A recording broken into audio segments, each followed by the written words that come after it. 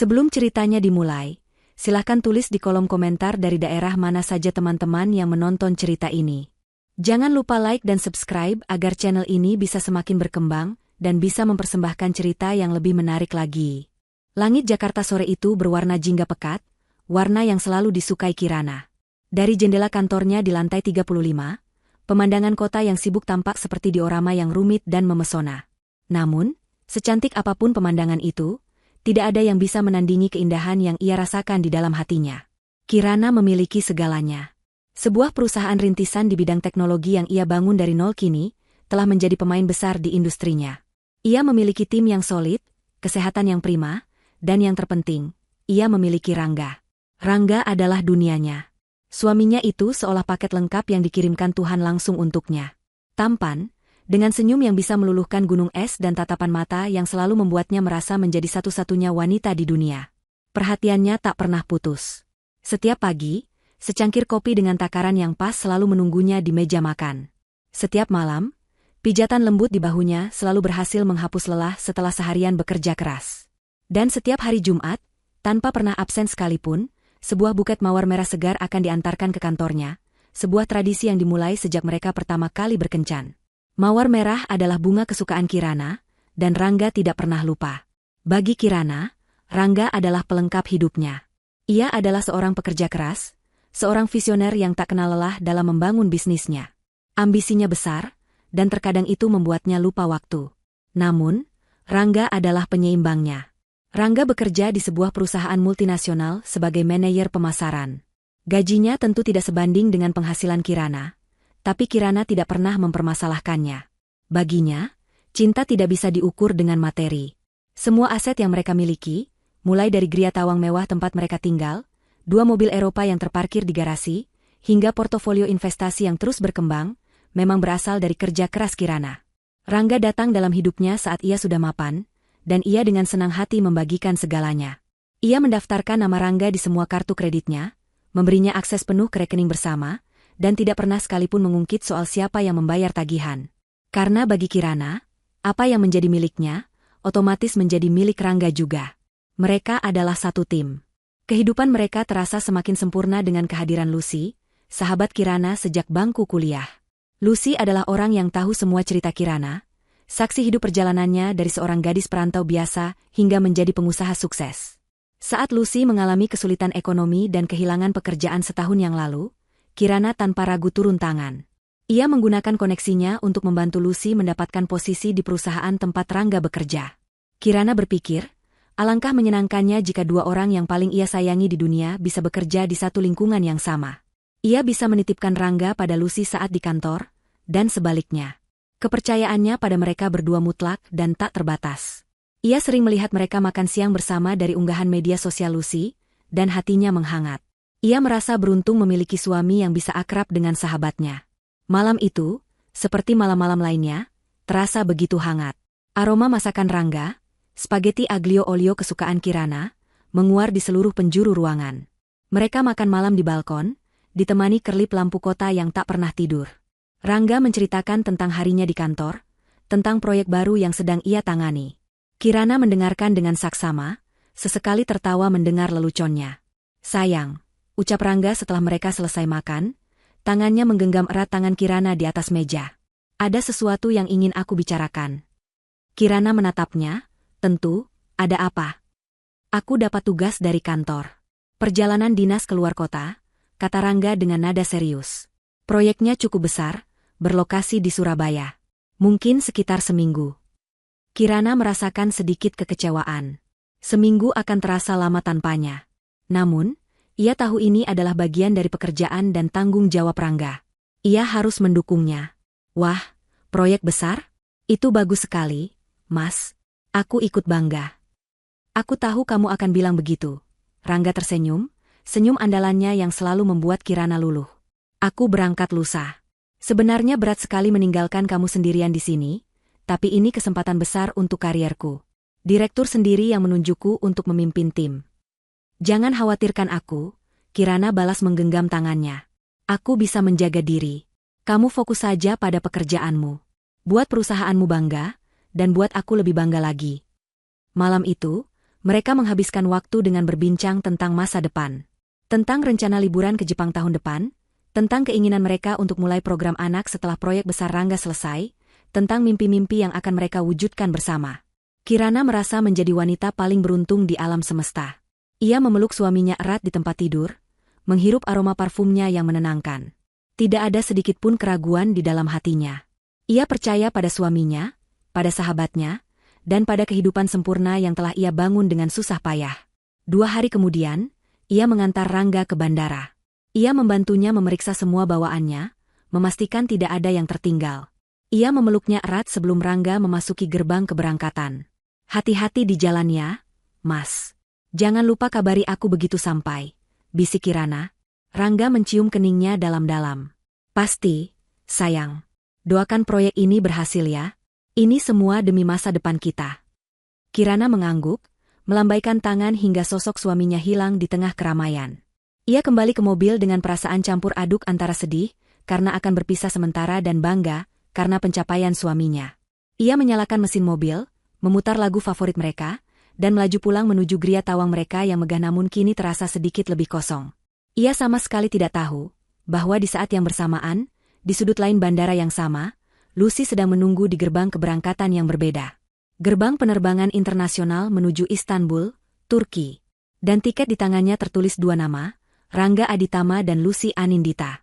Surga yang Kirana tinggali, ternyata hanyalah sebuah panggung sandiwara yang megah. Dan ia adalah satu-satunya penonton yang tidak tahu bahwa pertunjukan akan segera berakhir dengan cara yang paling tragis. 3 hari pertama berlalu dengan normal. Rangga menepati janjinya untuk selalu memberi kabar. Pagi hari setelah sampai, ia mengirimkan foto pemandangan jembatan Suramadu dari jendela kamar hotelnya. "Surabaya panas sekali, sayang.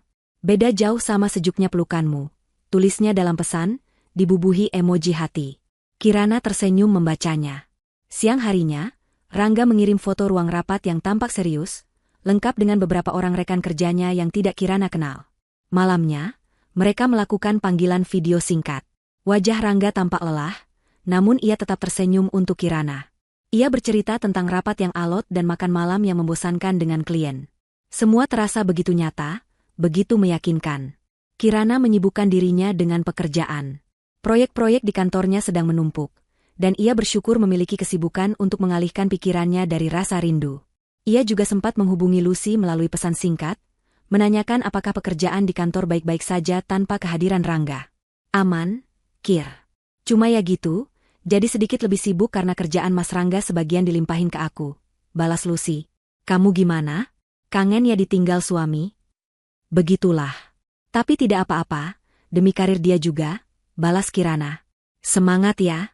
Nanti kalau Mas Rangga sudah pulang, kita jalan-jalan bertiga," tulis Lucy mengakhiri percakapan. Semuanya tampak normal, tidak ada yang aneh. Namun, pada hari keempat, sebuah retakan kecil mulai muncul di cermin kesempurnaan itu. Malam itu, Kirana menelepon Rangga sekitar pukul 10 malam. Biasanya pada jam tersebut, Rangga sudah berada di kamar hotel untuk beristirahat. Panggilan pertama tidak diangkat. Kirana mencoba lagi. Pada dering ketiga, panggilan itu dijawab. "Halo, sayang," sapa Rangga, suaranya terdengar sedikit terengah-engah. "Halo, Mas. Lagi apa? Kok kayaknya capek banget?" tanya Kirana. "Oh, ini, tadi baru selesai olahraga di pusat kebugaran hotel.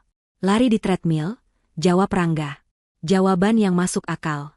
Namun, di latar belakang, Kirana samar-samar mendengar suara musik. Bukan musik pop generik yang biasa diputar di pusat kebugaran hotel, melainkan alunan musik instrumental dengan sentuhan etnik yang khas, seperti musik dari Timur Tengah. Dan juga, ia mendengar sayup-sayup suara riuh orang banyak. "Ramai sekali ya di sana?" tanya Kirana, berusaha terdengar santai. Hening sejenak di seberang sana. "Ah, iya. Di lobi hotel lagi ada acara, musiknya sampai ke lantai atas. Berisik sekali. Makanya aku mau cepat-cepat istirahat." "Sudah dulu ya, sayang, aku mau mandi. Besok pagi ada rapat penting. Nanti aku telepon lagi. Love you." Panggilan ditutup begitu saja sebelum Kirana sempat membalas. Kirana menatap ponselnya, keningnya berkerut. Sesuatu terasa janggal. Suara itu bukan seperti suara lobi hotel. Lebih mirip suara keramaian di luar ruangan. Tapi ia berusaha menepis pikiran buruk itu. Mungkin ia salah dengar. Mungkin ia hanya terlalu lelah dan pikirannya mulai mengada-ada. Ia tidak boleh curiga pada suaminya sendiri. Kepercayaan adalah fondasi pernikahan mereka. Keesokan harinya, rasa ganjil itu belum juga hilang. Seharian Kirana merasa tidak fokus bekerja. Ia mencoba menghubungi Lucy untuk mengajaknya makan malam, sekadar untuk mengobrol dan menenangkan pikiran. Namun, teleponnya tidak diangkat.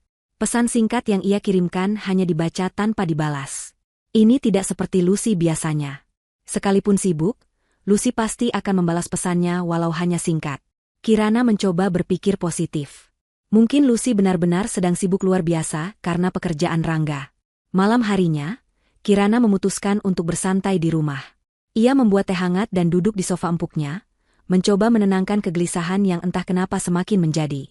Untuk mengalihkan pikiran, ia membuka aplikasi media sosial di ponselnya. Iseng, ia melihat-lihat unggahan teman-temannya.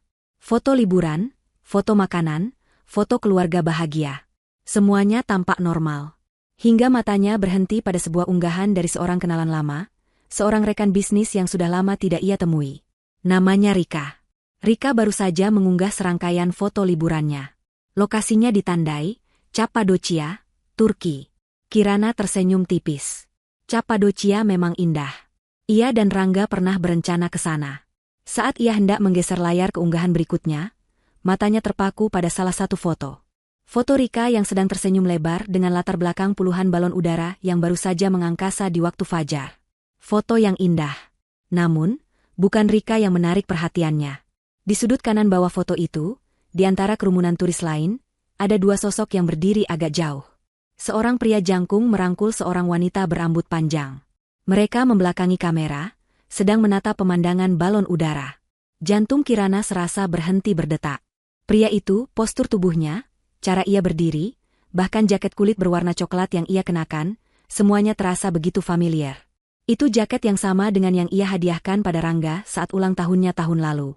Dan wanita di sampingnya, dengan rambut hitam panjang tergerai yang begitu ia kenali. Tidak mungkin, bisiknya pada diri sendiri. Tangannya gemetar hebat. Ia mencoba memperbesar foto itu, namun gambarnya pecah dan buram. Tidak mungkin itu Rangga dan Lucy. Rangga sedang di Surabaya. Lucy sedang sibuk bekerja di Jakarta. Ini pasti hanya orang yang kebetulan mirip. Pasti. Tetapi benih keraguan yang tadinya kecil kini telah tumbuh menjadi pohon raksasa yang akarnya mencengkeram hatinya dengan erat. Rasa panik mulai menjalari tubuhnya. Ia harus memastikan. Ia harus membuktikan bahwa ketakutannya ini salah. Dengan jari-jari yang terasa kaku, ia mengetik nama Lucy di kolom pencarian. Biasanya, profil Lucy selalu dalam mode pribadi. Ia hanya menerima pengikut yang ia kenal. Kirana sudah mengikutinya sejak lama, tentu saja. Ia hanya ingin melihat, mungkin Lucy mengunggah sesuatu tentang kesibukannya di kantor yang bisa menenangkan hatinya. Saat halaman profil Lucy terbuka, Kirana menahan napas. Sesuatu telah berubah. Gembok kecil yang biasanya menandakan akun pribadi, kini telah hilang. Profil Lucy terbuka untuk umum. Dan yang membuat darahnya terasa membeku adalah lingkaran berwarna gradasi ungu oranye yang melingkari foto profil Lucy. Tanda bahwa ada unggahan story baru. Sebuah unggahan yang dibuat beberapa menit yang lalu. Seluruh dunianya seakan melambat. Hanya ada suara detak jantungnya sendiri yang berdebam kencang di telinganya. Ada pertarungan hebat di dalam batinnya. Satu sisi dirinya berteriak untuk menutup aplikasi itu, membuang ponselnya, dan melanjutkan hidup dalam ketidaktahuan yang membahagiakan.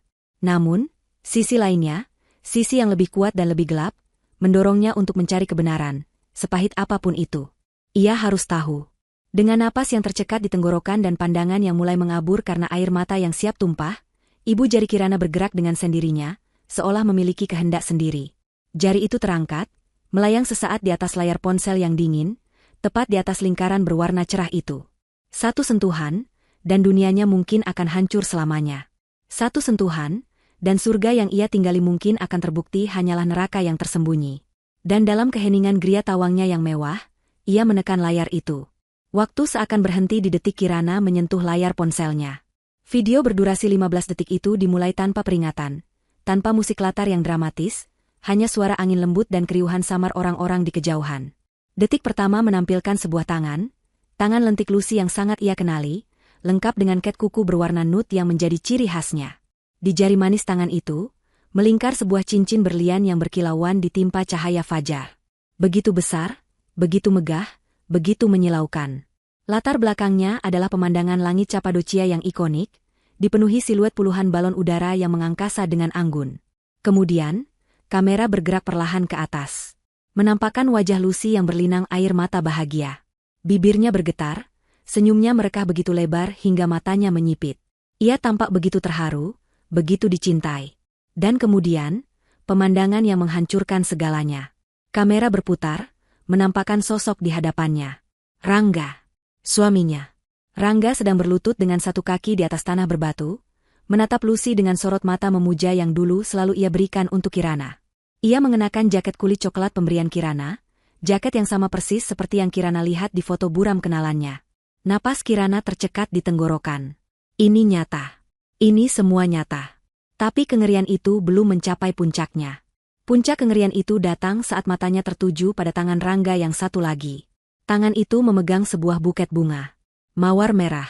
Merah pekat, segar, dan mekar sempurna. Persis seperti mawar yang selalu Rangga kirimkan untuknya setiap hari Jumat. Mawar yang menjadi simbol cinta mereka, janji mereka, dan seluruh dunia mereka. Mawar kesukaannya, kini berada di tangan suaminya, yang sedang berlutut di hadapan sahabatnya sendiri, di belahan dunia lain, dalam sebuah kebohongan terbesar yang pernah ia alami. Video itu berakhir dengan suara Lucy yang manja dan bergetar, "Aku mau, Mas. Tentu aku mau." Lalu ia membungkuk untuk mencium bibir Rangga dengan mesra. Ponsel itu terlepas dari genggaman Kirana yang mendadak lemas. Benda itu jatuh tanpa suara di atas karpet tebal Persia, layarnya masih menyala, mengulang video pengkhianatan itu dalam putaran tanpa akhir. Kirana tidak bergerak. Otaknya menolak untuk memproses informasi yang baru saja diterima indera penglihatannya. Ada kesalahan. Ini pasti mimpi buruk. Sebentar lagi ia akan terbangun di pelukan Rangga dan menertawakan betapa konyolnya mimpi ini. Tapi dingin yang merayap di tulang punggungnya, rasa mual yang naik ke kerongkongannya, dan sesak yang menghimpit dadanya terasa begitu nyata. Getaran pertama dimulai dari ujung jarinya, lalu merambat ke lengannya, bahunya, hingga seluruh tubuhnya bergetar tak terkendali.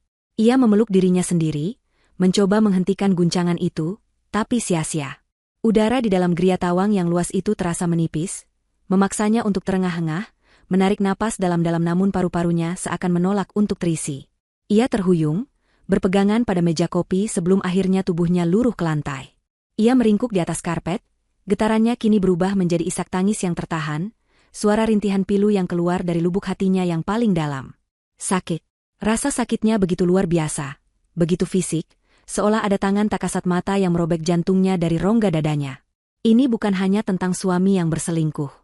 Ini adalah pengkhianatan di level yang paling menghancurkan. Rangga, pria yang ia percayai dengan seluruh jiwa dan hartanya. Lucy, wanita yang ia anggap sebagai saudara, tempat ia berbagi semua rahasia dan keluh kesahnya. Dua orang terpenting dalam hidupnya, bersekongkol di belakangnya. Mereka tidak hanya menusuknya dari belakang, mereka menari-nari di atas tubuhnya yang sekarat. Pikirannya berputar, memutar ulang kepingan-kepingan memori yang kini terasa seperti racun. Ciuman Rangga di bandara, bisikannya tentang masa depan kita. Pesan singkat Lucy yang penuh semangat, janjinya untuk jalan-jalan bertiga. Setiap kata, setiap senyuman, setiap gestur perhatian, kini terlihat sebagai bagian dari sebuah sandiwara besar. Ia merasa begitu bodoh, begitu naif. Bagaimana mungkin ia tidak melihatnya? Tanda-tandanya mungkin ada di sana selama ini, tersembunyi di depan mata, namun ia terlalu dibutakan oleh cinta dan kepercayaan. Air matanya mengalir deras, membasahi pipi dan karpet di bawahnya. Setiap isakannya adalah jeritan untuk mimpi-mimpinya yang hancur.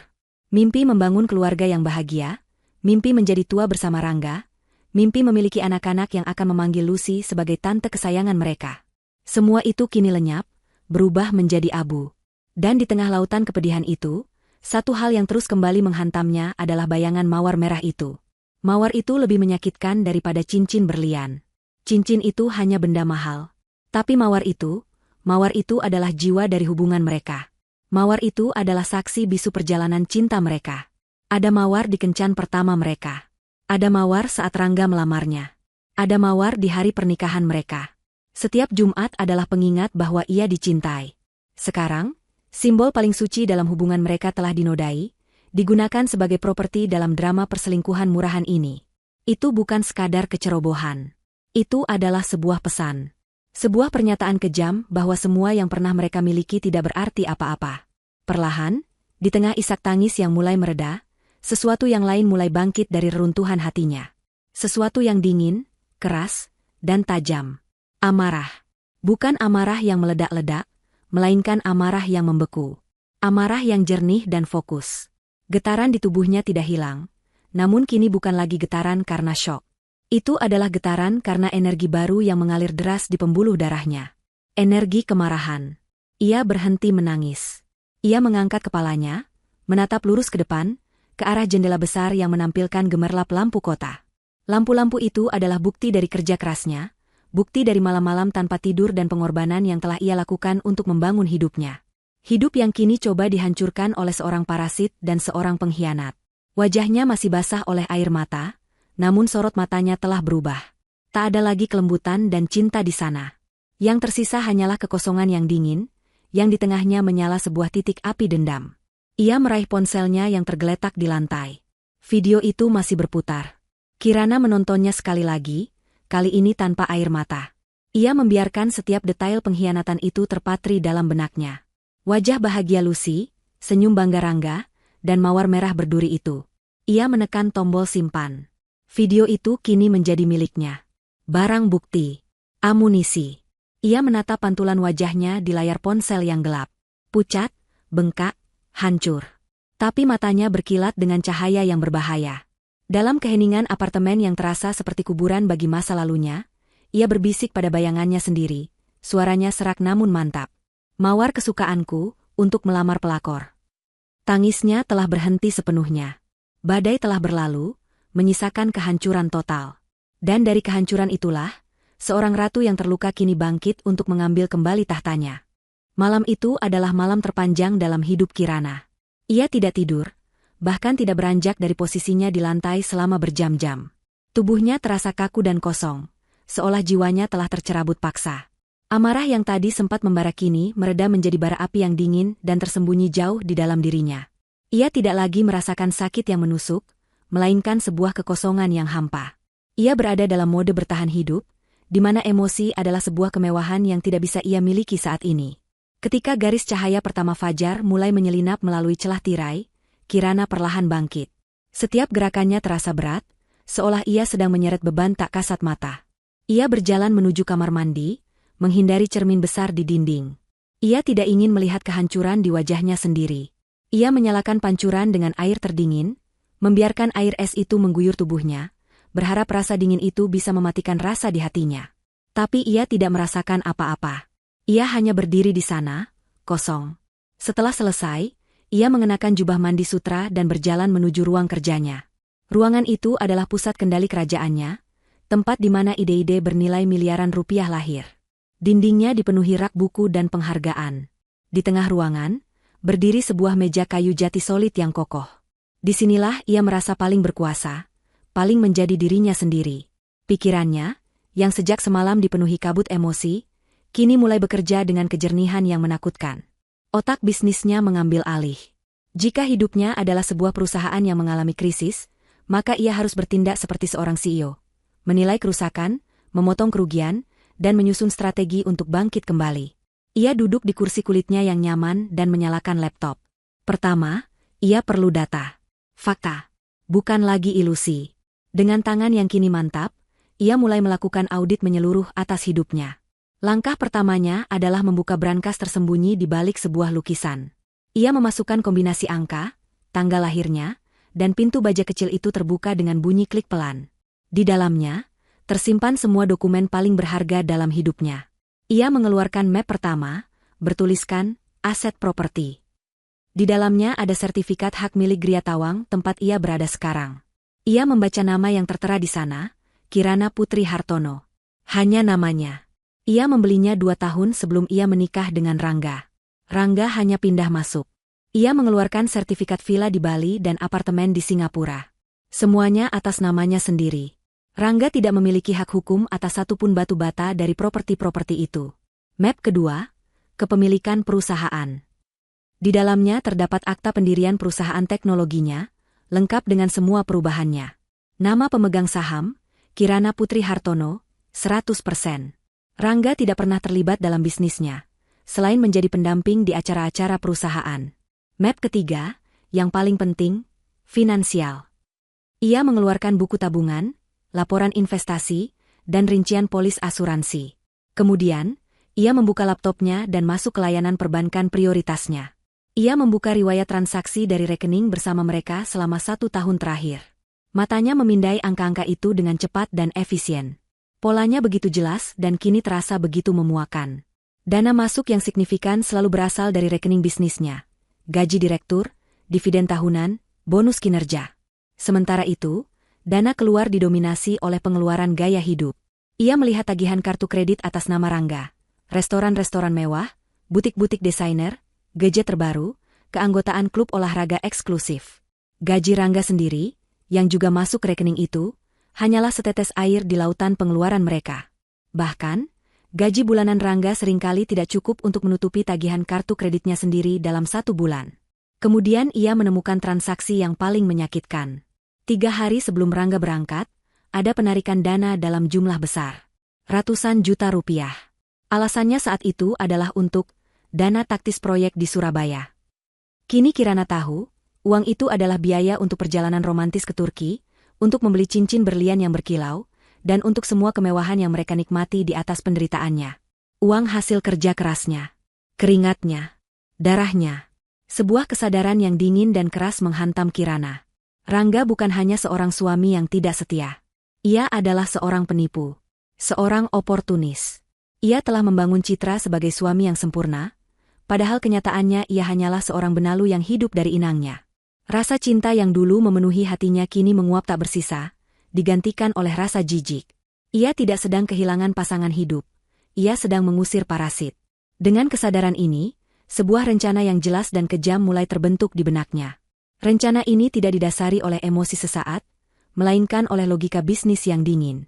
Langkah pertama, memotong semua sumber daya. Langkah kedua, mengambil kembali semua aset.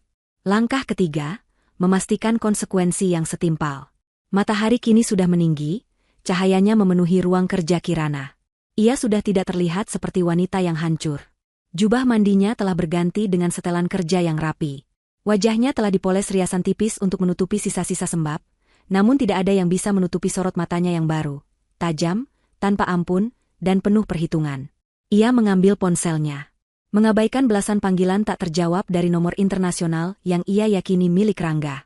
Pasti Rangga panik karena menyadari Kirana telah melihat story Lucy, yang mungkin kini sudah dihapus. Tapi terlambat. Bukti sudah diamankan. Kirana menekan nomor di panggilan cepatnya. Nomor manajer bank prioritasnya, Pak Tirtayasa. Pria yang selama ini membantunya mengelola kekayaannya. Halo, selamat pagi, Bu Kirana. Sapa suara ramah di seberang. Kirana menarik napas dalam-dalam, mengembuskannya perlahan.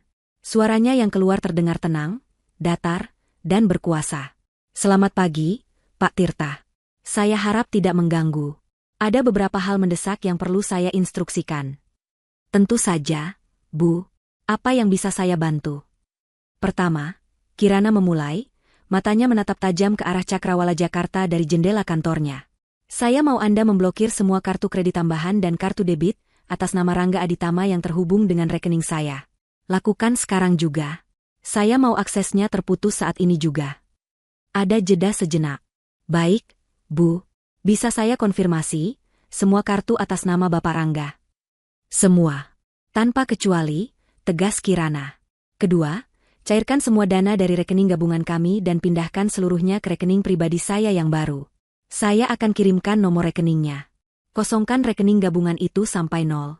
Ketiga, saya ingin Anda menyiapkan surat kuasa untuk penarikan aset bergerak. Saya akan mengutus orang untuk mengambilnya nanti. Baik, Bu Kirana. Semua akan segera kami proses. Hari itu, Kirana bergerak dengan presisi seorang jenderal di medan perang. Tidak ada lagi keraguan, yang ada hanyalah eksekusi. Pagi hari, ia sudah duduk di kantornya yang sejuk dan tenang, berhadapan dengan pengacara kepercayaannya, Pak Biantara. Di atas meja kaca di antara mereka, tergeletak tablet milik Kirana, menampilkan video berdurasi 15 detik yang diputar berulang-ulang tanpa suara. Di sampingnya, tumpukan dokumen keuangan yang telah ia siapkan semalaman tersusun rapi. Pak Biantara, seorang pria parubaya yang telah menangani semua urusan hukum perusahaan Kirana, menatap kliennya dengan ekspresi campur aduk antara kaget dan kagum. Ia mengharapkan seorang wanita yang hancur dan menangis terseduh-seduh.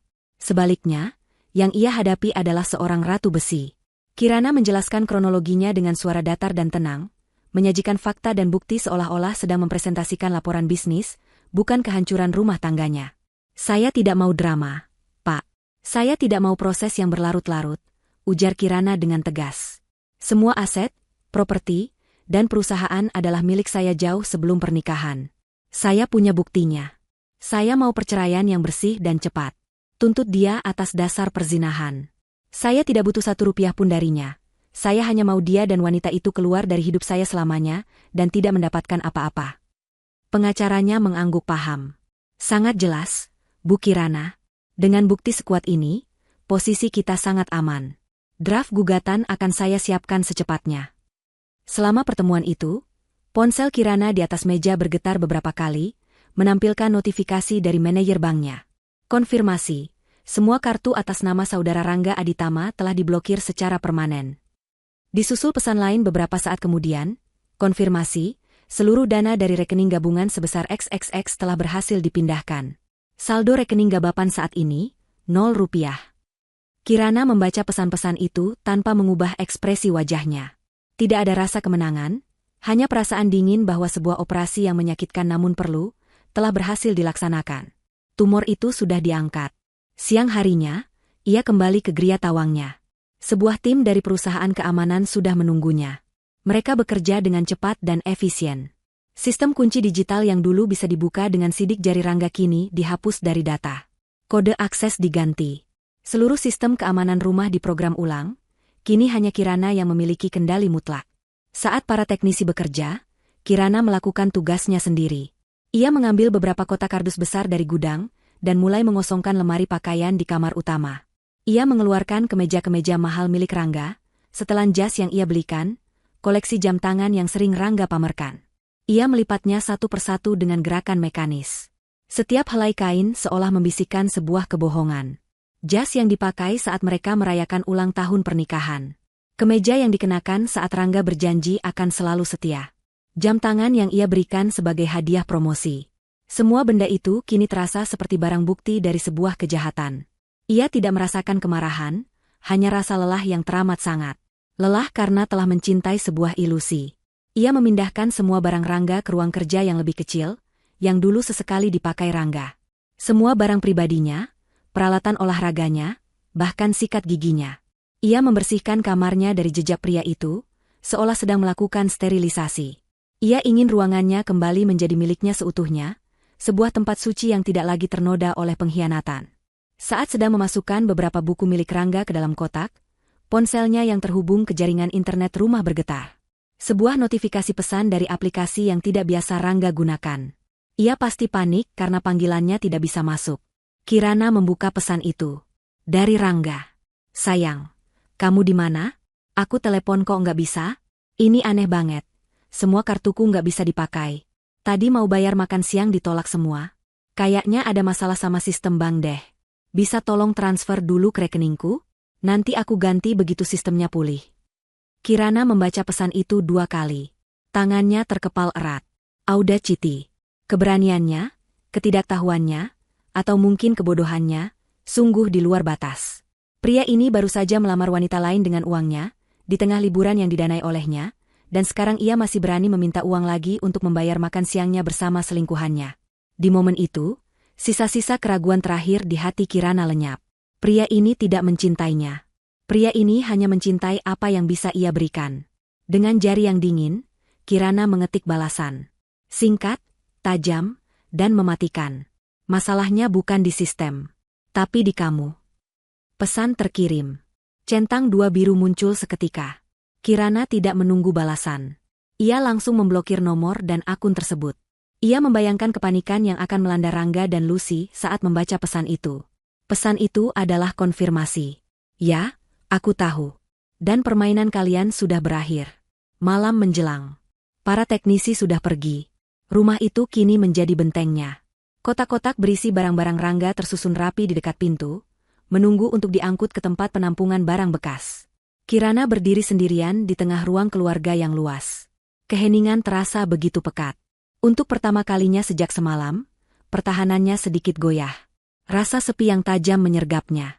Ini bukan kesedihan karena kehilangan Rangga sang pengkhianat, tapi kesedihan karena kehilangan masa depan yang telah ia rancang dengan begitu indah di dalam kepalanya. Kehilangan janji tentang sebuah keluarga dan teman menua bersama. Air mata mengancam akan jatuh, tapi ia menahannya. Ia berjalan ke dinding di mana sebuah foto besar dirinya tergantung. Foto saat ia pertama kali menerima penghargaan, yang Entrepreneur of the Year, 5 tahun lalu. Di foto itu, ia tampak lebih muda, matanya menyala dengan api ambisi dan harapan. Ia menatap gadis di foto itu, gadis yang datang ke Jakarta tanpa apa-apa selain mimpi dan kerja keras. Gadis yang membangun semua ini dari nol. Gadis itu seorang pejuang. Seorang yang selamat. Dan ia masih orang yang sama. Kamu bisa melewati ini, bisiknya pada dirinya sendiri, menarik kekuatan dari masa lalunya. Ponselnya bergetar lagi. Kali ini dari asistennya, Rina. Bu, semua sudah beres. Sistem keamanan baru sudah aktif dan terhubung langsung ke ponsel ibu. Pak Biantara juga mengabarkan draft awal gugatan cerai akan siap besok pagi untuk ibu tinjau. Kirana membaca pesan itu. Sebuah senyum tipis, senyum pertama yang tulus dalam 24 jam terakhir, tersungging di bibirnya. Ini bukan senyum kebahagiaan. Ini adalah senyum seorang ratu yang telah berhasil mengamankan kerajaannya dari invasi. Parasit itu telah ia putuskan dari sumber kehidupannya. Surga yang dulu mereka tinggali bersama, kini pintunya telah terkunci rapat. Dan Rangga serta Lucy terlempar di luar, di tengah musim dingin yang akan datang. Sekarang, ia hanya perlu menunggu. Menunggu mereka merasakan betapa dinginnya dunia tanpa perlindungannya. Di belahan dunia lain, di sebuah restoran mewah dengan pemandangan Selat Bosporus yang memukau di Istanbul, Rangga dan Lucy sedang merayakan pertunangan mereka. Suasana begitu sempurna. Anggur terbaik mengalir, tawa mereka berderai, dan Lucy tak henti-hentinya mengagumi kilau berlian di jarinya. Mereka merasa seperti raja dan ratu dunia, tak tersentuh dan mabuk oleh kebahagiaan curian mereka. Aku tidak pernah sebahagia ini, Mas, bisik Lucy, menyandarkan kepalanya di bahu Rangga. Semuanya terasa seperti mimpi. Ini bukan mimpi, sayang. Ini adalah awal dari kehidupan kita yang sebenarnya, jawab Rangga, mengecup puncak kepala Lucy. Ia merasa begitu jantan, begitu berkuasa, berhasil memberikan kemewahan ini untuk wanita di sampingnya. Tentu, semua ini berkat kartu kredit tanpa batas dari Kirana, tapi detail kecil itu tidak ia hiraukan. Baginya, ini adalah haknya. Saat makan malam mewah mereka berakhir, seorang pelayan datang dengan membawa mesin kartu di atas nampan perak. Rangga, dengan senyum percaya diri, menyodorkan kartu kredit utamanya, kartu Black Card, yang selalu ia banggakan. Pelayan itu menggeseknya. Sekali, 2 kali, lalu menatap Rangga dengan ekspresi menyesal. Maaf, Tuan, kartunya ditolak. Rangga tertawa kecil. Ah, biasa ini, transaksi internasional kadang suka bermasalah. Coba yang ini, katanya sambil memberikan kartu platinum lainnya. Hasilnya sama. Ditolak. Rasa percaya dirinya mulai goyah. Keringat dingin mulai membasahi pelipisnya. Ia mencoba kartu ketiga, sebuah kartu debit. Saldo tidak mencukupi. Wajah Lucy yang tadinya berseri-seri kini menegang. Pelayan itu masih berdiri di sana, senyum sopannya mulai terlihat kaku. Suasana romantis itu menguap seketika, digantikan oleh awan tebal rasa malu dan kebingungan. Dengan panik, mereka mengumpulkan sisa uang tunai euro dan lira Turki yang mereka miliki. Untungnya cukup, tapi kini dompet mereka benar-benar kosong. Ada apa ini, Mas? Kok bisa semua kartumu ditolak? Tanya Lucy dengan nada cemas begitu mereka keluar dari restoran. Aku tidak tahu. Mungkin benar-benar ada masalah sistem. Coba aku cek mobile banking, kata Rangga, mencoba menenangkan dirinya sendiri dan Lucy. Ia membuka aplikasi bank di ponselnya. Saat mencoba masuk, sebuah notifikasi merah muncul di layar. Akses ditolak. Silakan hubungi bank Anda. Jantung Rangga serasa mencelos. Ini bukan lagi masalah sistem. Ini disengaja. Dengan tangan gemetar, ia mencoba menelepon Kirana. Panggilannya tidak pernah tersambung, langsung dialihkan ke pesan suara. Kepanikan yang sesungguhnya mulai melanda. Ia beralih ke aplikasi pesan. Ia mengetik pesan, mencoba terdengar normal, bertanya tentang kartu dan meminta transfer. Beberapa saat kemudian, sebuah balasan masuk. Singkat, dingin, dan menghancurkan. Rangga menunjukkan layar ponselnya pada Lucy. Di sana tertera kalimat itu, masalahnya bukan di sistem, tapi di kamu. Lucy menutup mulutnya dengan tangan. Matanya membelalak ngeri. Dia tahu, bisiknya.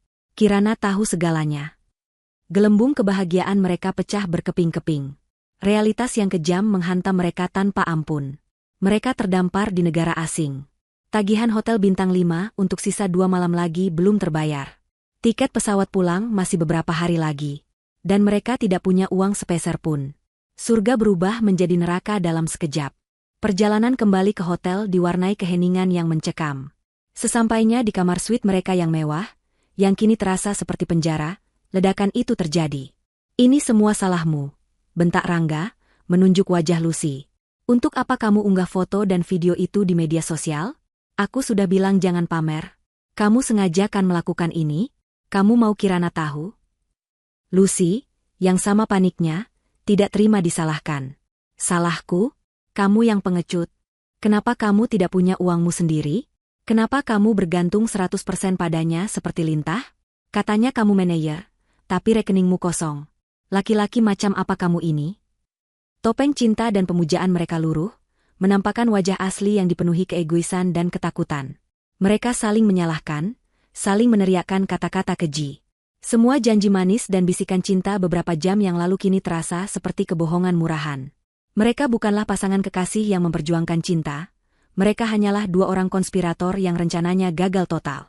Keesokan harinya, mereka terpaksa melakukan walk of shame, keluar dari hotel mewah itu setelah berdebat sengit dengan manajer. Mereka harus meninggalkan beberapa barang pribadi sebagai jaminan, sampai mereka bisa melunasi sisa tagihan. Mereka berakhir di sebuah penginapan murah di gang sempit yang pengap dan kotor. Kemewahan berganti dengan kesengsaraan. Mereka mencoba menghubungi keluarga dan teman di Indonesia, tapi kabar perselingkuhan mereka tampaknya sudah mulai menyebar seperti api. Tak ada yang mau meminjamkan uang. Mereka terisolasi. 2 hari terasa seperti 2 tahun. Mereka hanya makan roti murah sekali sehari untuk menghemat sisa uang koin mereka. Mereka terus bertengkar, energi mereka terkuras oleh keputusasaan. Tiket pesawat pulang mereka sudah ada, tapi mereka bahkan tidak punya uang untuk naik taksi ke bandara. Di tengah keputusasaan itu, mata mereka tertuju pada satu-satunya benda berharga yang tersisa. Benda yang menjadi sumber malapetaka ini. Cincin berlian di jari Lucy. Kita tidak punya pilihan lain, kata Rangga dengan suara serak. Lucy menatap cincin itu, lalu menatap Rangga dengan tatapan benci. Kau mau aku menjual ini? Cincin pertunangan kita? Lalu kita mau bagaimana? Mati kelaparan di sini, balas Rangga frustrasi. Ini bukan lagi cincin pertunangan. Ini tiket kita untuk keluar dari neraka ini. Dengan air mata amarah dan penghinaan yang mengalir di pipinya, Lucy menarik cincin itu dari jarinya. Rasanya sakit, seolah menarik sebagian dari harga dirinya. Cincin yang beberapa hari lalu ia pamerkan dengan bangga, kini menjadi simbol kegagalannya. Mereka menemukan sebuah toko gadai kecil di sebuah lorong pasar yang ramai. Bau rempah dan keringat bercampur di udara. Di dalam toko yang remang-remang itu, Rangga, dengan bahasa Inggris yang terbata-bata, bernegosiasi dengan pemilik toko yang licik. Pria tua itu menaksir cincin itu dengan cepat, lalu menyebutkan angka yang jauh di bawah harga aslinya. Mereka tidak punya pilihan selain menerima.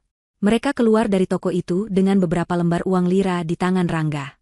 Uang itu terasa kotor, hasil dari menjual mimpi mereka. Jari Lucy terasa aneh, telanjang, dan dingin. Mereka tidak saling bicara. Tidak ada lagi yang perlu dibicarakan. Mereka berjalan dalam diam menuju agen perjalanan terdekat untuk membeli tiket bus ke bandara. Surga Turki mereka telah berakhir.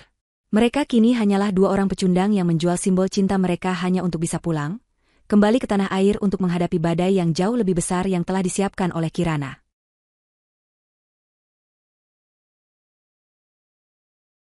Beberapa hari setelah memutus aliran dana dan mengamankan bentengnya, Kirana memasuki fase baru dari rencananya.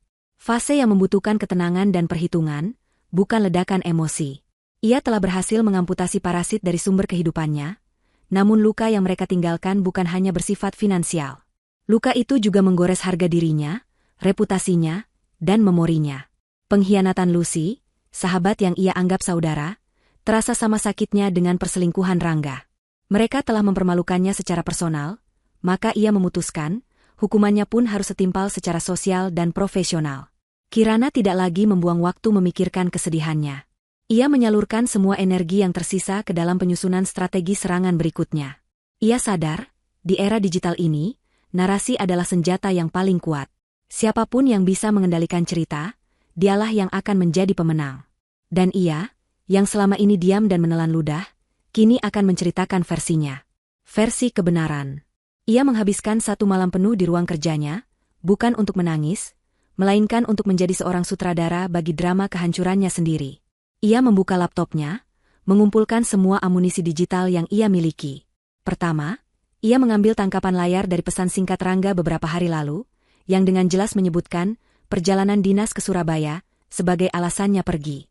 Kedua, ia memotong bagian terbaik dari video 15 detik yang ia simpan. Momen saat wajah bahagia Rangga dan Lucy terpampang jelas dengan cincin berlian dan mawar merah sebagai pusatnya. Ketiga, ia mencari di galeri fotonya, menemukan sebuah foto dirinya dan Lucy setahun yang lalu. Di foto itu, mereka berdua tertawa lepas, saling merangkul, dengan keterangan foto yang pernah ia tulis. Beruntung punya sahabat yang sudah seperti saudara sendiri. Selalu ada dalam suka dan duka. Foto itu kini terasa seperti sebuah lelucon yang pahit. Terakhir, ia memilih sebuah foto profesional dirinya dan Rangga dari sebuah artikel majalah bisnis, di mana mereka diwawancarai sebagai salah satu pasangan kuat ibu kota. Dengan semua bukti visual itu, ia mulai menulis. Ia tidak menulis dengan amarah seorang istri yang tersakiti. Ia menulis dengan ketenangan seorang CEO yang melaporkan sebuah insiden penipuan. Kalimat-kalimatnya lugas, terstruktur, dan menusuk tepat di jantung permasalahan. Ia memulai utasnya di media sosial dengan sebuah paragraf tentang arti kepercayaan. Bagi saya, kepercayaan adalah fondasi dari segalanya. Dalam bisnis, dalam persahabatan, dan terutama dalam pernikahan. Saya membangun hidup saya di atas fondasi itu. Saya percaya pada suami saya, partner hidup yang saya pikir akan menemani hingga tua. Saya percaya pada sahabat saya, yang saya bantu untuk bisa bekerja di lingkungan yang sama, berharap kami bisa saling menjaga. Paragraf berikutnya mulai menancapkan pisau. Namun, terkadang kepercayaan yang kita berikan sepenuh hati justru dijadikan senjata untuk menghancurkan kita dari dalam. Beberapa hari yang lalu, suami saya pamit untuk sebuah perjalanan dinas penting ke Surabaya demi masa depan kami, tulisnya, sambil menyertakan tangkapan layar pesan dari Rangga. Dan di saat yang bersamaan, sahabat yang saya anggap saudara itu juga tiba-tiba sulit dihubungi karena sedang sibuk dengan pekerjaan. Saya mendoakan kesuksesan mereka, tanpa tahu bahwa proyek yang sedang mereka kerjakan bersama bukanlah di Surabaya, melainkan sebuah pertunangan romantis di Cappadocia, Turki. Di bawah kalimat itu, ia mengunggah video pertunangan mereka. Ia sengaja membiarkan suara asli video itu terdengar, suara manja Lucy yang menerima lamaran Rangga, suara yang kontras dengan narasi pengkhianatan yang sedang ia bangun. Ia melanjutkan tulisannya, kini menyertakan foto mesranya dengan Lucy dan foto profesionalnya dengan Rangga. Mungkin beginilah cara dunia bekerja. Mawar merah yang pernah menjadi simbol cinta suci, kini menjadi properti untuk melamar wanita lain. Dan wanita lain itu adalah orang yang selama ini makan di meja yang sama dengan saya, tertawa bersama saya, dan memeluk saya saat saya merasa lelah. Saya tidak menulis ini untuk mencari simpati. Saya menulis ini sebagai pengingat, untuk diri saya sendiri dan untuk orang lain, bahwa terkadang serigala yang paling berbahaya adalah ia yang berbulu domba dan tidur di ranjang yang sama dengan kita. Sebagai penutup, ia menambahkan kalimat yang paling mematikan. Kalimat yang dirancang untuk menghancurkan karir mereka. Saya juga ingin mengucapkan terima kasih kepada perusahaan X, sebuah institusi terhormat yang tanpa disadari telah menjadi lokasi di mana suami saya, Rangga Aditama, dan sahabat saya, Lucy Anindita, merajut kisah terlarang mereka. Semoga ke depannya, lingkungan kerja di sana bisa lebih kondusif dan terhindar dari drama yang bisa merusak citra perusahaan. Ia membaca ulang seluruh utas itu. Sempurna, dingin, faktual, elegan, namun mematikan. Ia menarik napas dalam-dalam, lalu menekan tombol unggah. Reaksi yang terjadi setelahnya lebih dahsyat dari yang ia bayangkan. Awalnya hanya beberapa teman dekat yang memberikan komentar dukungan. Namun dalam waktu kurang dari 1 jam, unggahan itu meledak. Ceritanya memiliki semua elemen drama yang disukai publik. Cinta, pengkhianatan, seorang wanita kuat yang menjadi korban, dan antagonis yang jelas. Unggahan itu dibagikan ribuan kali. Nama, Kirana, Rangga, Lucy, dan nama, perusahaan X, melesat menjadi topik tren teratas. Ponsel Kirana seolah-olah akan meledak. notifikasi dari berbagai aplikasi media sosial, pesan dari nomor-nomor tak dikenal, permintaan wawancara dari portal berita online, semuanya datang bertubi-tubi. Ia melihat wajah Rangga dan Lucy kini tersebar di mana-mana, dicap sebagai pasangan selingkuh paling memalukan tahun ini. Komentar-komentar warganet begitu kejam dan tanpa ampun, menciptakan pengadilan massa yang jauh lebih brutal daripada pengadilan hukum manapun. Kirana meletakkan ponselnya di atas meja dengan mode senyap. Ia tidak tertarik membaca semua kebisingan itu. Ia hanya perlu menyalakan apinya, dan publik yang akan memastikan api itu terus berkobar dan melahap habis kedua pengkhianat itu. Ia berjalan ke arah jendela, menatap lampu-lampu kota yang berkelip seperti galaksi buatan manusia. Ia merasa tenang. Ia telah mengambil kembali narasinya. Di tengah keheningan itu, layar laptopnya menyala, menandakan sebuah email baru masuk. Jantungnya tidak berdebar kencang. Ia sudah menduga ini akan terjadi. Pengirimnya adalah nama yang ia kenali dari beberapa acara perusahaan. Bapak Hendrawan, Kepala Departemen Sumber Daya Manusia di perusahaan X. Judul emailnya singkat dan tegas. Klarifikasi segera, Saudara Rangga Aditamasdri. Lucy Anindita. Kirana menggerakkan kursor ke arah email itu. Sebuah senyum dingin dan tanpa humor terukir di bibirnya. Pengadilan publik sudah berjalan. Kini, saatnya eksekusi profesional dimulai. Pesawat yang membawa Rangga dan Lucy mendarat dengan guncangan pelan di landasan pacu Bandara Soekarno-Hatta. Namun bagi mereka, guncangan itu terasa seperti awal dari gempa bumi yang akan meruntuhkan sisa-sisa hidup mereka. Mereka berjalan keluar dari Garbarata dalam diam, menyeret koper kecil mereka yang terasa jauh lebih berat daripada saat mereka berangkat. Penampilan mereka adalah cerminan sempurna dari kekalahan. Pakaian yang sudah kusut, rambut yang lepek, dan wajah yang pucat pasi dihiasi lingkaran hitam di bawah mata. Aura glamor dan kebahagiaan saat mereka berangkat beberapa hari lalu kini telah menguap tanpa sisa, digantikan oleh aura keputusasaan yang pekat. Mereka bukan lagi sepasang kekasih yang dimabuk asmara. Mereka adalah dua kriminal yang tertangkap basah, terikat satu sama lain oleh kejahatan dan kebencian mereka. Sepanjang penerbangan 12 jam itu, hampir tidak ada percakapan di antara mereka. Hanya ada tatapan kosong dan desahan lelah, sesekali diselingi saling lirik penuh tuduhan. Begitu memasuki terminal kedatangan dan menemukan sudut yang agak sepi, mereka menyalakan ponsel masing-masing. Itu adalah sebuah kesalahan besar. Dalam hitungan detik, perangkat elektronik di tangan mereka seolah meledak oleh rentetan notifikasi yang tak berkesudahan. Ratusan pesan di aplikasi percakapan, ribuan notifikasi di media sosial, puluhan panggilan tak terjawab dari keluarga dan teman-teman. Layar mereka dibanjiri oleh wajah mereka sendiri. Foto-foto mereka, tangkapan layar video pertunangan mereka, disandingkan dengan foto Kirana yang tampak anggun dan tersakiti. Mereka melihat nama mereka menjadi bulan-bulanan di kolom komentar dan tajuk berita online. Manajer tak tahu diri selingkuh dengan sahabat istri, kisah parasit berkedok suami sempurna, viral. Pengusaha sukses bongkar aib suami dan sahabatnya. Mereka membaca kata-kata yang dilemparkan kepada mereka. Pelakor, lintah darat, tidak tahu malu, perusak rumah tangga. Rasa malu yang panas menjalar di sekujur tubuh mereka, membuat mereka merasa telanjang di tengah keramaian bandara. Di tengah badai notifikasi itu, sebuah email dengan tanda prioritas tinggi muncul di bagian atas layar mereka masing-masing. Pengirimnya sama, Departemen HRD Perusahaan X, isinya pun sama, sebuah panggilan resmi untuk menghadiri pertemuan klarifikasi keesokan paginya pukul 9 tepat, sehubungan dengan dugaan pelanggaran berat terhadap kode etik dan citra perusahaan. Email itu diakhiri dengan kalimat yang tidak menyenangkan. Kehadiran bersifat wajib dan akan menentukan status kepegawaian Anda selanjutnya. Rangga menelan ludah. Tangannya gemetar begitu hebat, hingga ia nyaris menjatuhkan ponselnya. Hancur. Semuanya hancur. Karir yang ia bangun bertahun-tahun, reputasinya sebagai seorang profesional, semuanya akan lenyap dalam sekejap. Ia menatap Lucy yang berdiri mematung di sampingnya, wajahnya sepucat kertas. Lucy juga telah menerima email yang sama. Mereka bukan hanya bangkrut dan terkenal dengan cara yang buruk, kini mereka juga akan menjadi pengangguran. Dengan pilihan yang semakin menipis dan keputusasaan yang mencapai puncaknya, hanya ada satu tempat yang terlintas di benak Rangga. Sebuah tempat yang ia sebut rumah. Masih ada harapan kecil yang bodoh di dalam dirinya, bahwa ia bisa memperbaiki ini. Bahwa ia bisa berbicara dengan Kirana, memohon, menangis, melakukan apapun untuk mendapatkan pengampunannya. Kita harus ke apartemen, ucapnya dengan suara parau. Aku harus bicara dengan Kirana. Lucy, yang sudah terlalu lelah dan syok untuk berdebat, hanya mengangguk pasrah.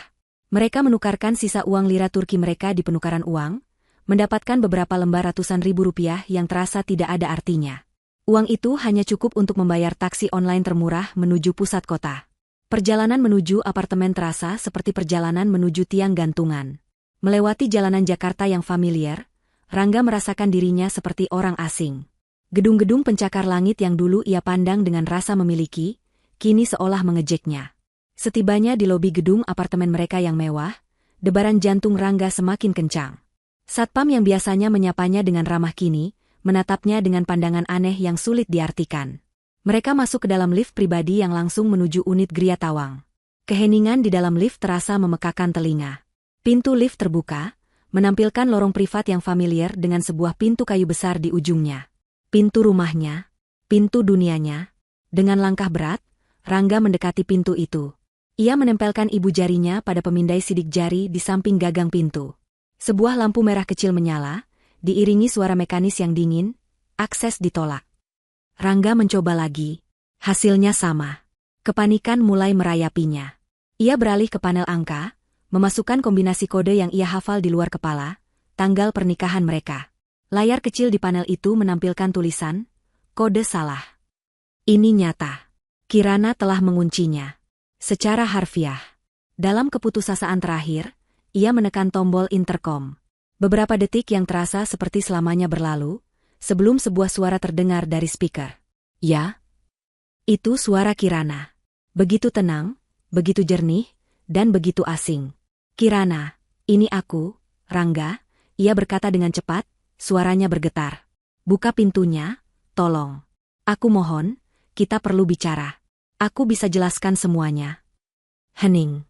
Rangga menahan napas, menempelkan telinganya ke speaker, berharap mendengar suara langkah kaki atau kunci dibuka. Lucy berdiri kaku di belakangnya, menggigit bibirnya hingga nyaris berdarah. Akhirnya, suara Kirana terdengar lagi, setiap katanya diucapkan dengan jeda yang disengaja, memberinya bobot yang berat. Cari siapa? Pertanyaan itu, yang begitu sederhana namun begitu menghina, menghantam Rangga seperti tamparan di wajah. Apa maksudmu? Ini aku. Suamimu, teriaknya. Frustrasi dan amarah kini bercampur dengan kepanikannya. Hening lagi, kali ini terasa lebih lama, lebih dingin. Lalu, Kirana mengucapkan kalimat terakhirnya. Kalimat yang akan menghantui mimpi buruk Rangga selama sisa hidupnya. Maaf, saya tidak kenal. Dan rumah ini tidak menerima gelandangan. Bunyi, klik, pelan terdengar saat interkom dimatikan. Sambungan terputus. Keheningan total menyelimuti lorong itu. Rangga mematung, menatap speaker interkom yang kini bungkam, kata terakhir Kirana bergema tanpa henti di kepalanya. Gelandangan. Ya Tuhan. Itulah mereka sekarang. Berdiri di depan pintu rumah yang tak lagi bisa mereka masuki, dengan rekening kosong, reputasi hancur, dan surat panggilan pemecatan menunggu esok hari. Mereka telah kehilangan segalanya. Malam itu, di lorong mewah yang dingin, mereka akhirnya menyadari arti dari kehancuran total. Dan yang lebih menakutkan, mereka tidak punya tempat lain untuk pergi. Malam itu adalah malam terpanjang dan paling hina dalam hidup Rangga dan Lucy. Setelah diusir secara verbal dari gedung apartemen, mereka berjalan tanpa tujuan di bawah kerlip lampu Jakarta yang terasa mengejek. Mereka tidak punya tempat untuk pergi. Keluarga mereka, setelah melihat berita viral itu, telah menutup pintu rapat-rapat, mengirimkan pesan-pesan singkat penuh amarah dan kekecewaan. Teman-teman mereka mendadak sulit dihubungi. Mereka benar-benar sendirian. Sisa uang hasil penjualan cincin hanya cukup untuk menyewa sebuah kamar motel kecil yang pengap di pinggiran kota, tempat di mana dindingnya tipis dan bernoda, dan udaranya berbau asap rokok serta keputusasaan. Tidak ada lagi pertengkaran di antara mereka. Energi mereka sudah habis. Mereka hanya duduk di tepi ranjang yang reot, di bawah cahaya lampu neon yang berkedip-kedip, terbungkus dalam keheningan yang menyesakan. Mereka adalah dua orang asing yang terikat oleh bencana yang sama. Rangga menatap langit-langit kamar yang kotor, pikirannya kosong. Lucy sesekali terisak pelan, air matanya sudah kering, yang tersisa hanyalah suara isakan tanpa air mata. Mereka tidak tidur. Bagaimana mungkin mereka bisa tidur saat mengetahui bahwa keesokan paginya, mereka harus berjalan menuju tiang gantungan karir mereka? Pagi harinya, mereka memaksa diri untuk mandi dan mengenakan sisa pakaian bersih terakhir mereka yang sudah kusut. Mereka tampak seperti hantu dari diri mereka yang dulu. Perjalanan menuju gedung kantor mereka yang megah di pusat kota adalah sebuah parade kehinaan. Mereka harus naik bus kota yang penuh sesak, mencoba menyembunyikan wajah mereka dengan topi dan masker, merasa setiap pasang mata menatap dan mengenali mereka dari berita yang viral. Saat memasuki lobi kantor yang familiar, suasana dingin langsung menyambut mereka. Resepsionis yang dulu selalu menyapa mereka dengan senyum ramah kini menunduk, pura-pura sibuk. Karyawan lain yang berpapasan dengan mereka di koridor langsung berbisik-bisik dan membuang muka. Perjalanan di dalam lift menuju lantai teratas, tempat kantor HRD berada, terasa seperti perjalanan 1 mil yang menyiksa. Pertemuan itu berlangsung di sebuah ruang rapat berdinding kaca yang terasa seperti akuarium. Pak Hendrawan, kepala HRD, duduk di seberang mereka dengan wajah tanpa ekspresi. Ia tidak berbasa-basi. Di atas meja, tergeletak sebuah map tebal. Ia membukanya, menunjukkan cetakan unggahan Kirana, clipping berita dari beberapa portal online, dan bahkan beberapa email keluhan internal dari karyawan lain yang merasa tidak nyaman dengan gosip perselingkuhan mereka yang sudah lama beredar. Perusahaan X memiliki kebijakan toleransi nol terhadap tindakan yang mencoreng nama baik dan reputasi perusahaan, ujar Pak Hendrawan dengan suara datar. Tindakan kalian bukan hanya masalah personal, tapi telah menjadi konsumsi publik dan secara langsung merugikan citra perusahaan sebagai institusi yang menjunjung tinggi etika dan profesionalisme. Ia mendorong 2 lembar surat ke hadapan mereka. Kalian punya 2 pilihan.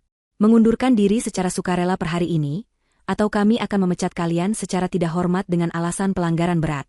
Pikirkan baik-baik, meskipun hasilnya akan sama. Kalian tidak lagi memiliki masa depan di perusahaan ini. Tidak ada ruang untuk negosiasi. Tidak ada kesempatan untuk membela diri. Dalam waktu kurang dari 15 menit, karir yang telah mereka bangun selama bertahun-tahun musnah. Dengan tangan gemetar, mereka menandatangani surat pengunduran diri itu. Setelah itu, mereka diminta untuk mengemasi barang-barang pribadi di meja kerja mereka di bawah pengawasan seorang petugas keamanan, sebuah prosedur standar untuk karyawan yang dianggap berisiko. Prosesi itu terasa begitu memalukan. Mereka memasukkan foto-foto, cangkir kopi, dan beberapa barang pribadi lainnya ke dalam sebuah kotak kardus, disaksikan oleh tatapan penuh rasa ingin tahu dan cemooh dari mantan rekan-rekan kerja mereka. Kemudian, mereka digiring oleh petugas keamanan keluar dari gedung, melewati lobi yang sama di mana mereka dulu berjalan dengan kepala tegak. Kini mereka benar-benar berada di titik nol. Tanpa pekerjaan, tanpa rumah, tanpa uang, dan dengan nama yang sudah tercemar di seluruh industri. Mereka berjalan tanpa tujuan di bawah terik matahari Jakarta, debu jalanan terasa lebih ramah daripada tatapan manusia. Keputusasaan adalah motivator yang paling kuat. Ketika seseorang sudah tidak memiliki apa-apa lagi, harga diri menjadi hal terakhir yang mereka lepaskan. Dan hari itu, mereka melepaskannya. Rangga, dengan sisa-sisa koneksi terakhirnya, berhasil menghubungi seorang mantan anak buahnya yang masih menaruh sedikit iba. Dari sanalah ia mendapatkan informasi. Setiap hari Rabu siang, Kirana selalu mengadakan pertemuan bisnis di sebuah kafe lobi Hotel Bintang 5 yang tak jauh dari kantornya. Itu adalah satu-satunya kesempatan mereka. Kesempatan terakhir mereka untuk memohon. Mereka menunggu di seberang jalan hotel, seperti penguntit. Tak lama kemudian, mereka melihatnya. Kirana turun dari mobil sedannya yang mewah, tampak begitu memukau dalam balutan blazer berwarna krem yang elegan. Ia berjalan dengan langkah penuh percaya diri, rambutnya tertata sempurna, tawanya terdengar renyah saat berbicara dengan seorang rekan bisnis pria yang berjalan di sampingnya. Ia tampak begitu bersinar, begitu hidup, seolah badai yang baru saja berlalu sama sekali tidak menyentuhnya. Pemandangan itu, kontras dengan keadaan mereka yang lusuh dan hancur, adalah sebuah siksaan tersendiri. Mereka mengikutinya masuk. Kafe itu ramai oleh para eksekutif dan sosialita. Kirana memilih meja di dekat jendela. Rangga dan Lucy saling berpandangan, mengumpulkan sisa-sisa keberanian terakhir mereka. Inilah saatnya. Mereka berjalan mendekati meja itu. Saat Kirana mendongak dan melihat mereka, senyum di wajahnya langsung lenyap. Matanya yang tadi hangat kini berubah menjadi 2 kepingan es. Rekan bisnisnya menatap bingung. Suasana di sekitar meja mereka seolah membeku. Tanpa sepatah kata pun, Rangga melakukan hal yang tak terpikirkan. Ia menjatuhkan dirinya, berlutut di atas lantai marmer yang dingin di hadapan Kirana. Semua harga dirinya sebagai seorang pria, semua kesombongannya, luruh bersamaan dengan tubuhnya yang membungkuk. "Kirana, aku mohon maafkan aku," ucapnya, suaranya parau dan pecah. "Aku salah, aku membuat kesalahan terbesar dalam hidupku. Beri aku kesempatan, apapun aku akan lakukan apapun." Melihat tindakan Rangga, Lucy pun ikut hancur. Isak tangisnya meledak tak tertahankan. Ia juga menjatuhkan dirinya, bersujud di samping Rangga. "Kirana sahabatku, aku mohon, maafkan aku ratapnya di antara isak tangis. Jangan hukum aku seperti ini, hidupku sudah hancur. Aku mohon, demi persahabatan kita dulu. Pemandangan itu begitu dramatis, hingga menarik perhatian seluruh pengunjung kafe. Bisik-bisik mulai terdengar. Semua mata kini tertuju pada meja mereka, pada sang ratu yang duduk tenang di singgasananya dan dua orang pesakitan yang bersujud di kakinya. Kirana menatap mereka berdua yang terisak di lantai. Tidak ada kemarahan di wajahnya. Tidak ada kepuasan. Hanya ada kekosongan yang dingin. Ia membiarkan mereka menangis dan memohon selama 1 menit penuh yang terasa seperti 1 jam. Ia membiarkan seluruh dunia melihat betapa hinanya mereka. Setelah merasa cukup, ia dengan gerakan yang sangat tenang, mengangkat cangkir espressonya dan menyesapnya sedikit. Kemudian, ia membungkukkan badannya sedikit. Bukan untuk membantu mereka, melainkan untuk berbisik dengan suara yang hanya bisa didengar oleh mereka bertiga.